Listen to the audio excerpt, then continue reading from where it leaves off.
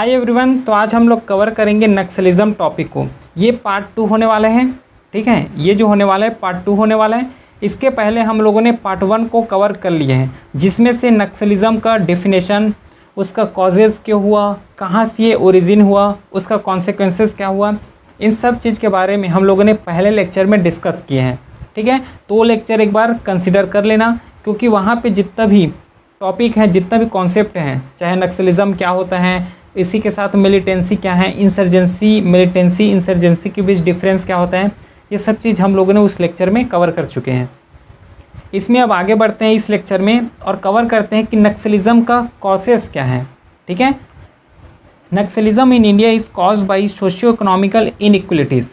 देखो यहाँ पे socio economical inequalities, landlessness, exploitation of tribal community, lack of development, employment, displacement due to mining project, ineffective governance in remote and marginalise area.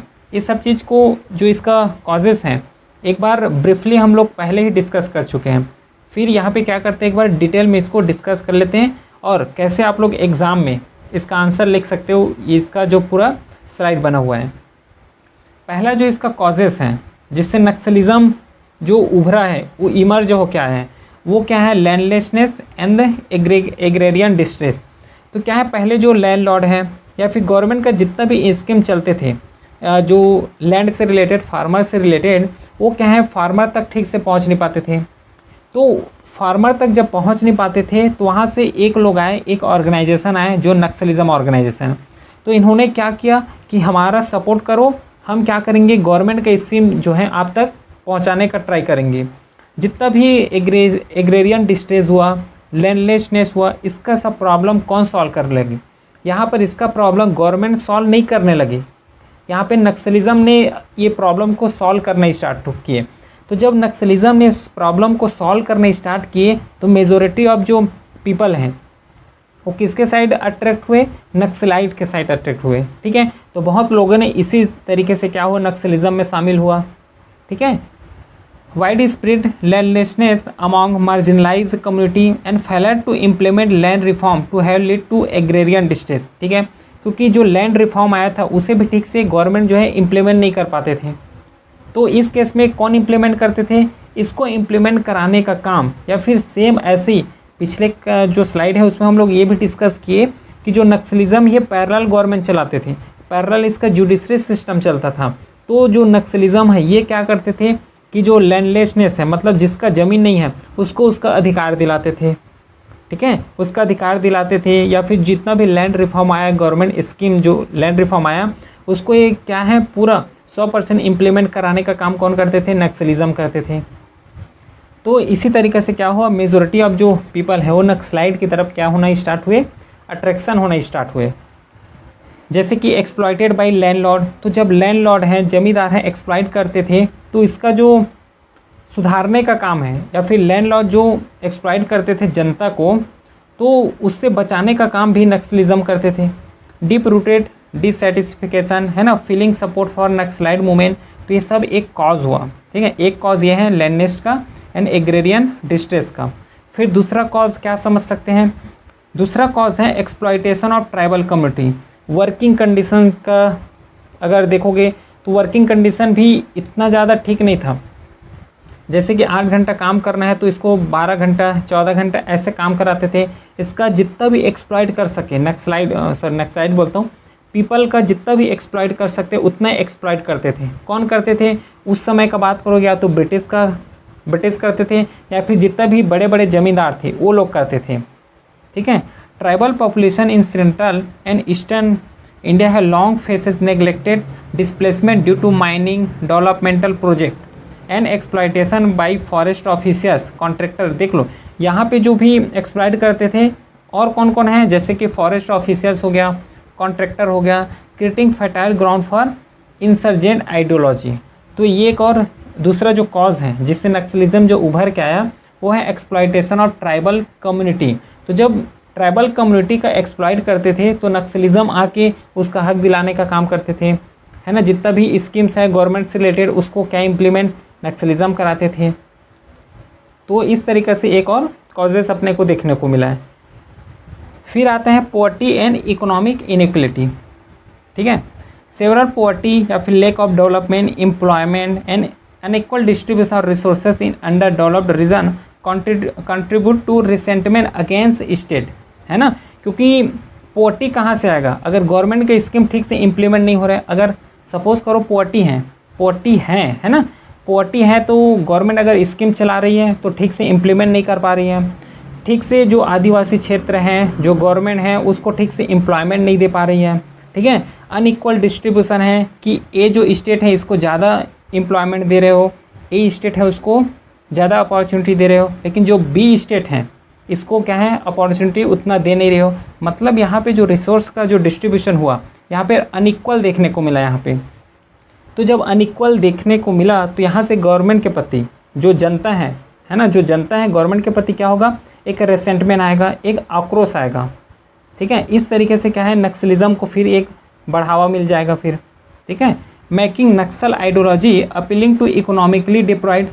फिर क्या करते थे जब ये चीज़ अनइक्वल डिस्ट्रीब्यूशन हो रहा है तो यहाँ पे जो नक्सलिज्म है ये लोग अपना काम स्टार्ट करते थे कि जो अनइक्वल डिस्ट्रीब्यूशन हो रहा है रिसोर्स का उसको इक्वल करने का काम करते थे। इक्वल करने का काम मतलब जो भी जैसे कि यहाँ पे एम्प्लॉयमेंट है तो एम्प्लॉयमेंट में हर एम्प्लॉयमेंट में अपॉर्चुनिटी जो मिल रहा है उसको इक्वल करने का ट्राई करते थे। लैंड डिस्ट्रीब्यूशन हो रहा है तो उसको भी इक्वल करना स्टार्ट किए। तो इस तरीके से भी एक कॉन्सेस हम लोग समझ सकते हैं ये पॉवर्टी और इकोनॉमिक इनइक्वलिटी के रेस्पेक्ट से, समझ रहे हो। फिर अगला जो है वो है lake of education and health service related. क्योंकि जब जो गवर्नमेंट्स का जो रीच था उस समय उतना अच्छे से नहीं था। कौन से एरिया में, जैसे कि जंगल वाला एरिया हो गया, फॉरेस्ट एरिया हो गया, है ना, माउंटेनियस एरिया हो गया, वहाँ पे गवर्नमेंट का एक्सेस लिमिटेड थे। जब लिमिटेड है तो उतने अच्छे से infrastructure development, education development, health का डेवलपमेंट ये सब उतना अच्छे से नहीं हो पाया। तो वहाँ उस हेल्थ को, उस इंफ्रास्ट्रक्चर को डेवलपमेंट करने का काम कौन करेगा, यहाँ पे नक्सलिज्म कर रहे हैं। तो जब ये चीज़ काम जो है गवर्नमेंट का काम नक्सलिज्म कर रहे हैं तो नक्सलिज्म के प्रति जो पीपल का जो सेंटीमेंट है ये क्या बढ़ेगा कि नहीं बढ़ेगा। लोग चाहेंगे नक्सलिज्म हमारा सपोर्ट कर रहे हैं, नक्सलिज्म मतलब जो नक्सलाइट लोग हैं ये हमारा सपोर्ट कर रहे हैं तो हम भी इसका सपोर्ट करें, इसको आगे बढ़ाने का काम करें। यहाँ पे देखो, the absence of quality education sector, health care, basic infrastructure in remote and forested area, deepened alienation and mistrust towards government institution enabling extremist group to gain influence and social control and control. तो जो topic यहीं पे बताया ये same यहीं पे क्या है लिखा हुआ है, समझ रहे हो। फिर अगला पुअर गवर्नेंस एंड करप्शन यहाँ पे देखने को मिला। क्योंकि जैसे कि कोई आदिवासी फील्ड है, मैं एग्जांपल लेके बता रहा हूँ ना, जैसे कि कोई अंडर डेवलप्ड एरिया है, वहाँ के लोग अगर कोई गवर्नमेंट्स में जा रहे हैं, कोई ऑफिसेस में जा रहे हैं तो वहाँ क्या है उसको करप्शन का सामना करना पड़ रहा है। जब करप्शन का सामना करना पड़ेगा ऑफिसेस में तो क्या एक आक्रोश आएगा गवर्नमेंट के प्रति कि नहीं आएगा। ऑब्वियसली जो आक्रोश है ये पैदा होगा ही होगा। और वहाँ का जो गवर्नेंस था, गवर्नेंस रेस्पेक्ट में अगर बोलोगे तो जैसे कि जहाँ पे गवर्नमेंट का रीच नहीं है वहाँ पे क्या पुअर गवर्नेंस होगा, उतना ज़्यादा अच्छे से इंफ्रास्ट्रक्चर डेवलपमेंट नहीं कर पाएंगे, उतना ज़्यादा अच्छे से रोड डेवलपमेंट नहीं होगा। तो इस तरीके से authority apathy, corruption at the grass root level यहाँ पे फैल चुका था and failure to deliver justice, basic entitlement, push people towards Naxal group that promises swift and alternative system of governance. क्यों? क्योंकि ये तो पहले से अपना गवर्नमेंट फॉर्म करके रखे, पहले से अपना जुडिशरी सिस्टम चला रहे हैं, पहले से अपना गवर्नेंस चला रहे हैं, ठीक है। तो जब ये जो गवर्नमेंट है अपना, तो ये गवर्नमेंट अगर ठीक से काम नहीं करेंगे तो उसका काम कौन कर रहा है, जुडिशरी कर रहे हैं। जुडिशरी मतलब जो पैरेलल गवर्नमेंट जो रन करते थे नक्सलिज्म, वो इसका काम कर रहे हैं। तो फिर से ये एक और कॉसेस हैं जिसके तरीके से क्या हुआ, जो नक्सलिज्म है उसको बढ़ावा मिला, उसका जो क्या बोल सकते गेनिंग पावर है ये स्ट्रांग होना स्टार्ट हुआ। क्लियर है। तो ये तो रहा कुछ कॉसेस जिसे हम लोगों ने डिस्कस किया। फिर ऐसा क्या चैलेंजेस हैं जिससे हम लोग नक्सलिज्म को कॉम्बैट करने में चैलेंजेस फेस करते हैं, क्या क्या ऐसे चैलेंजेस हैं उसको अब हम अपने को यहाँ पे पढ़ना है।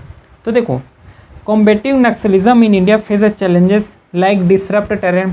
क्योंकि जो नक्सलिज्म है, नक्सलिज्म पहले से कहाँ पनपे हैं, विलेज एरिया में, फॉरेस्ट एरिया में, ठीक है। ऐसे जंगल एरिया में जहाँ पे घुस पाना भी मुश्किल है, उस एरिया में पनपे हैं, उस एरिया से इसका क्या है ओरिजिन हुआ है। अब उस एरिया को देखोगे तो वो तो पहले से स्पेशलाइज्ड है, कि पहले से ही स्पेशलाइज्ड है फॉरेस्ट एरिया में रहने का, ठीक है। जब पहले से स्पेशलाइज्ड हैं तो वो लोग जितना भी टैक्टिक्स हैं, जैसे कि गोरेला टैक्टिक्स हो गया, तो ये सब, चाहे एम्ब्यूस टैक्टिक्स हो गया, ये सब इसमें क्या है वो लोग माहिर हो चुके थे, वो लोग क्या है स्पेशलाइज्ड हो चुके थे। तो जब जैसे कि सीआरपीएफ का वहाँ पे जवान जाएगा तो क्या उतने अच्छे से हैंडल कर पाएगा, समझो, क्योंकि वो तो स्पेशलाइज्ड है, एम्ब्यूज में स्पेशलाइज्ड है, गोरिल्ला वारफेयर में स्पेशलाइज्ड है। गोरिल्ला वारफेयर मीन्स एकदम छुप के वार करने में स्पेशलाइज्ड होते हैं। तो इस तरीके से क्या है कुछ कुछ जो है दिक्कत सामना करना पड़ा है, जैसे कि socio economical grievances, legal concern, ठीक है, फिर एंड रिसोर्स कंस्ट्रेंट, क्योंकि कोई भी ऑपरेशन चलाना हो तो उसके लिए क्या चाहिए, रिसोर्स चाहिए, उसके लिए बेस्ट टू बेस्ट इक्विपमेंट चाहिए। मॉडर्न टेक्नोलॉजी के हिसाब से जो ऑर्गेनाइजेशन है, जो भी फोर्सेस हैं, उसको क्या करना होगा, डेवलपमेंट करना होता है। तो उस समय के हिसाब से उतना ज़्यादा डेवलपमेंट नहीं मिला, जिससे क्या है नक्सलिज्म को कॉम्बैट करने में दिक्कत हुआ है। लेकिन अभी क्या जो लेटेस्ट चैलेंज है उसको हम लोग समझते हैं। यहाँ पे कॉम्बैट करने में क्या क्या चैलेंजेस इंडिया फेस करते हैं। सबसे पहले जो चैलेंजेस हैं वो है अनएडिक्वेट इंटेलिजेंस एंड कोऑर्डिनेशन। अभी जैसे बताया जो नक्सलिज्म है ये क्या है, कौन से वारफेयर करते हैं, गोरिल्ला वारफेयर करते हैं, एम्ब्यूश टैक्टिक्स यूज़ करते हैं। जब ये छुप कर वार कर रहे हैं तो सामने से जाओगे तो क्या जो फटल होने का चांस है ज़्यादा होगा कि नहीं होगा, ऑब्वियसली ज़्यादा हो जाएगा। फिर एक कॉन्सेप्ट आता है कोऑर्डिनेंस का। अगर यहाँ पे सीआरपीएफ जो है, सीआरपीएफ और स्टेट पुलिस अगर मिल के क्या है कोई ऑपरेशन चला रहे हैं, तो दोनों के बीच अगर कॉर्पोरेशन है, दोनों के बीच अगर कोऑर्डिनेशन है तो ऑपरेशन को अच्छे तरीके से बूस्ट कर पाओगे, अच्छे तरीके से उसको सफल कर पाओगे, क्योंकि दोनों के पास इंफॉर्मेशन शेयरिंग करने के लिए ज़रूरत है क्या, कोऑर्डिनेशन का। जब कोऑर्डिनेशन ठीक से होगा तो ऑपरेशन है उसको अच्छे से रन कर पाओगे। However gathering actionable information is challenging due to rebel deep integration with local community, lack of coordination among various government agency, जैसे कि ये सीआरपीएफ और स्टेट पुलिस का बताया।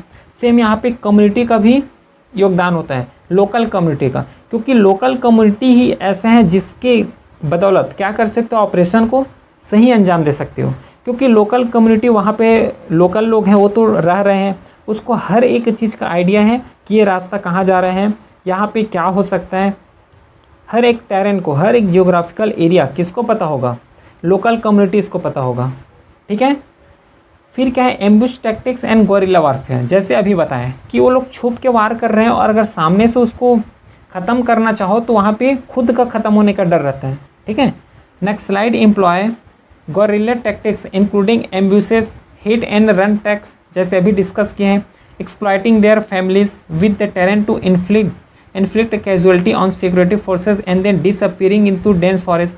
क्योंकि वो लोग तो आदी है, सबसे पहले यही समझो, वो लोग तो आदी है फॉरेस्ट में रहने का, क्योंकि उसका ओरिजिन वहीं से हुआ है फॉरेस्ट में। लेकिन अगर कोई सिटी का एरिया, कोई फोर्सेस अगर वहाँ पे जा रहे हैं, वो तो उतना आदी नहीं है ना, उसका तो हैबिट नहीं है उतना फॉरेस्ट में रहने का, ठीक है। तो वो लोग क्या है एक स्पेशलाइज्ड हो जाते हैं किसमें, गोरिल्ला वारफेयर में, एम्ब्यूश टैक्टिक्स में, जो नक्सलिज्म है। तो इस तरीके से एक चैलेंजेस जो हैं ये मेजर चैलेंजेस बोल सकते हो, लेकिन ठीक है, गोरिल्ला वारफेयर, एम्ब्यूश टैक्टिक्स, ठीक है। जैसे कि अभी दंतेवाड़ा में हुआ है, एम्ब्यूश टैक्टिक्स के थ्रू यहाँ पे जितना भी सीआरपीएफ जवान है उसका डेथ हुआ है। फिर एक आता है रिसोर्स कंस्ट्रेंट, ये भी एक इम्पॉर्टेंट चैलेंजेस है, क्योंकि उसके पास जो रिसोर्सेस हैं अगर ज़्यादा हैं और गवर्नमेंट जो रिसोर्स यहाँ पे खर्च कर रही है वो कम है, तो यहाँ पे क्या है फिर से जो नक्सलिज्म उसका बढ़ावा मिलेगा। क्यों? क्योंकि जो गवर्नमेंट को, जो सिक्योरिटी फोर्सेस को जो इक्विपमेंट मिलना चाहिए अगर वो नहीं मिल रहे हैं तो फिर दिक्कत होगा। क्योंकि अभी के अगर रेस्पेक्ट में बात करोगे, इतना मॉडर्न टेक्नोलॉजी हो गया है जिसमें से सिक्योरिटी फोर्सेस को क्या चाहिए, मॉडर्न इक्विपमेंट चाहिए, मॉडर्न मैन पावर की ज़रूरत है, ठीक है, मॉडर्न है ना, जितना भी मॉडर्न आर्टिफिशियल इंटेलिजेंस आ गया है उसके साथ साथ तो फंडिंग की भी ज़रूरत है। अगर जितना ज़्यादा अगर रिसोर्सेस हैं, जितना ज़्यादा रिसोर्स कलेक्ट कर पाओगे उतना ही ज़्यादा यहाँ पे दिक्कत का सामना करना नहीं पड़ेगा। लेकिन एक जो कॉसेस हैं, है ना, एक जो चैलेंजेस हैं जो सिक्योरिटी फोर्स फेस करते वो है रिसोर्स कंस्ट्रेंट का। क्लियर है, ये समझ आया। फिर अगला जो है वो socio economical grievances. Persistence issue like poverty.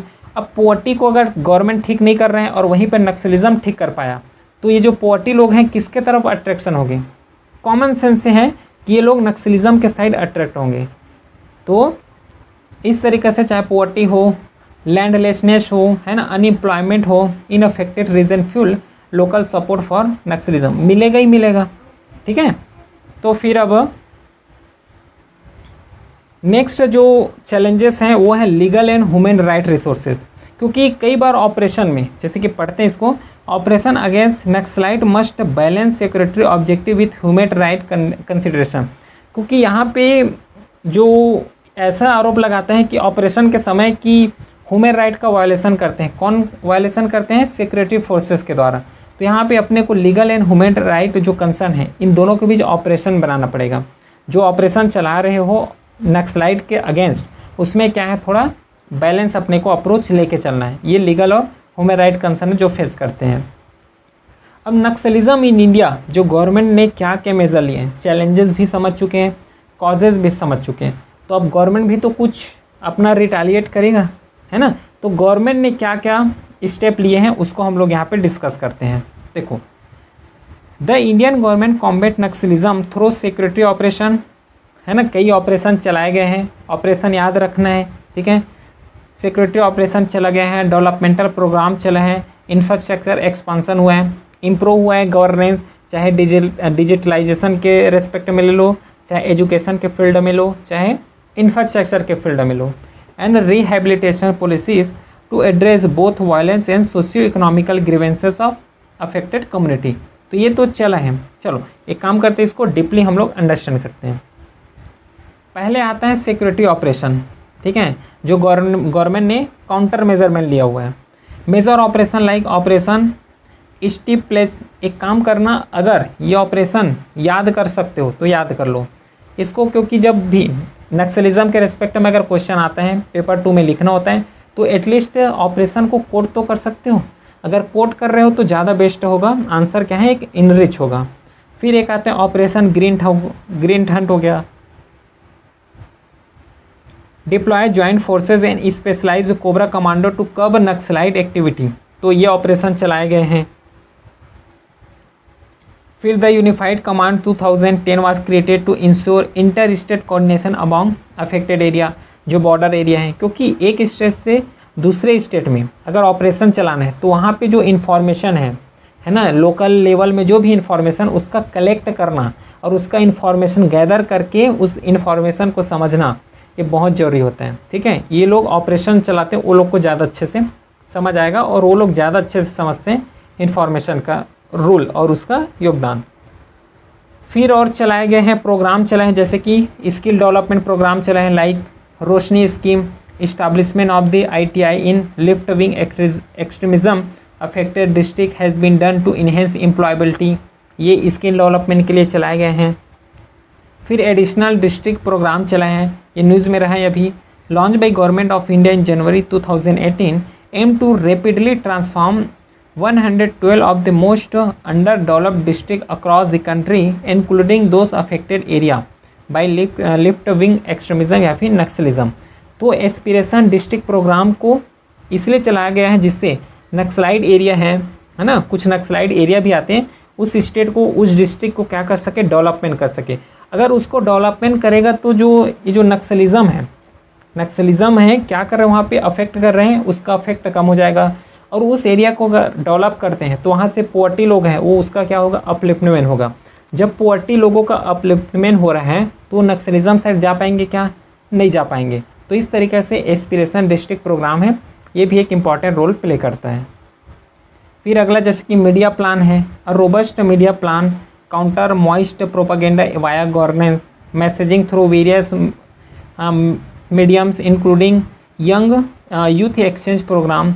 तो मीडिया प्लान के तरीके से, है ना, मीडिया जो है, क्योंकि ये मीडिया जो है नक्सलिज्म के बारे में, गवर्नमेंट के बारे में, हर चीज़ को क्या है अच्छे से प्रोपागेट कर सकती है। क्योंकि मोस्टली लोगों के पास अभी मोबाइल फ़ोन है, मोस्टली लोगों के पास क्या है, इंटरनेट एक्सेस है। तो गवर्नमेंट जो चाहे और उसका प्लान भी रहे गवर्नमेंट का कि मीडिया के थ्रू क्या है, हर चीज़ को प्रोपागेंडा है उसको फैला सकते हैं। फिर GIS mapping, geographical information system, GIS का फुल फॉर्म है। This project map financial services, schools, post offices, health facility, road, security feature across left wing extremism affected area, facilitate data driven decision for development. क्योंकि इसी तरीके से हम लोग GIS जो mapping है इसको यूज़ कर सकते हैं। कैसे यूज़ कर सकते हैं? रोड बनाने के लिए, है ना, हेल्थ फैसिलिटी पहुंचाने के लिए, है ना, रोड को डेवलपमेंट करने के लिए इसका हम लोग क्या कर सकते हैं? यूज़ कर सकते हैं GIS मैपिंग का। ठीक है, तो फिर अगर इस तरीके से हम लोगों ने क्या किया, पूरे को तो डिस्कस किए, हर एक डायमेंशन को कवर करने का ट्राई किया है। ठीक है, यहाँ पे फिर कंक्लूजन कैसे लिख सकते हो? ये रहा कंक्लूजन। देखो कैसे लिखोगे इसको, acknowledging the significance decline in Naxal activity due to effective governance and security operation while also stressing the need for continued vigilance to prevent re-emergence। तो ये इस तरीके से हम लोग क्या है, एक कंक्लूजन लिख सकते हैं। अब कंक्लूजन कैसे लिखना है, कैसे लिखा जाता है अच्छा कंक्लूजन, ये सब पहले डिस्कस कर चुके हैं। ठीक है, तो जस्ट कंक्लूजन आप लोग ऐसे लिख सकते हो। कोई भी डाउट रहता है तो ये व्हाट्सअप नंबर इसमें मैसेज कर सकते हो। ठीक है, और इसका जो स्लाइड है PDF है, ये टेलीग्राम चैनल है यहाँ पे अपलोड हो जाएगा। चलिए फिर मिलते हैं फिर नेक्स्ट वीडियो के साथ, तब तक के लिए थैंक यू।